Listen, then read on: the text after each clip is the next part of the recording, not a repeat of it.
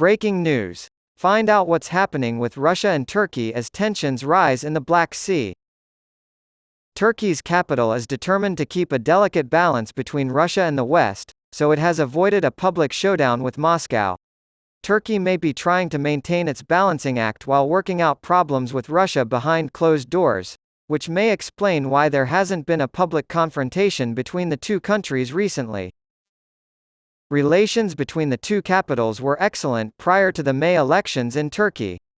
However, Ankara has taken a number of steps in recent months to distance itself from Moscow, including expressing full support for Ukraine's NATO membership during Ukrainian President Volodymyr Zelensky's visit to Istanbul in early July, releasing commanders from Ukraine's Azov battalion who were supposed to stay in Turkey until the end of the war under a prisoner swap deal, and President Recep Tayyip Erdogan's greenlighting of Swedish accession to NATO. The Russians certainly didn't sit on their hands while all this was going on. Last year, Turkey and the United Nations mediated an agreement to ensure the safe shipment of Ukrainian grain through the Black Sea. On July 17, Russian President Vladimir Putin announced that Russia would no longer be participating in this agreement. On August 6, Russian forces targeted Motor Sich, a Ukrainian engine manufacturer that provides parts to Turkey's Baykar, a global leader in the drone industry. Ukraine's defense against Russian forces has relied heavily on the company's TB2 drones, and a senior Turkish diplomat told Defense News that the attack was a symbolic Russian warning over a few Turkish initiatives. On the 13th, in international waters in the Black Sea, about 50 kilometers off the coast of Turkey, Russian forces raided a cargo ship owned by a Turkish national and manned by Turkish crew and en route to Ukraine.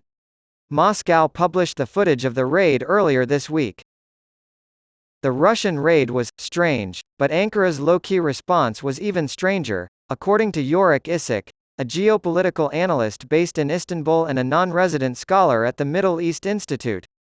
The Turkish side finally spoke out on Thursday, warning Moscow against doing anything that could increase tensions in the Black Sea.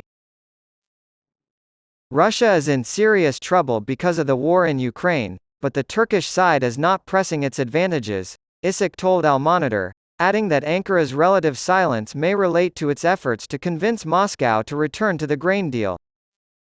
Professor of International Relations at Istanbul's Kadir Has University, Onur Asi, says that Turkey's approach can be understood in light of the country's efforts to strike a balance between Russia and the West.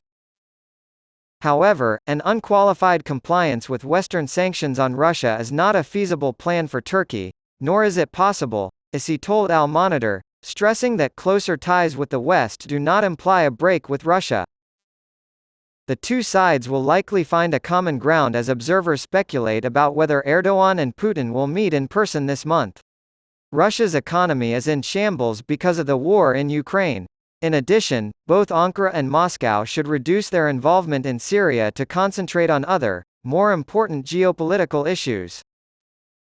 Meanwhile, the Turkish perception of Russia isn't much better than that of the West, despite centuries of Western skepticism.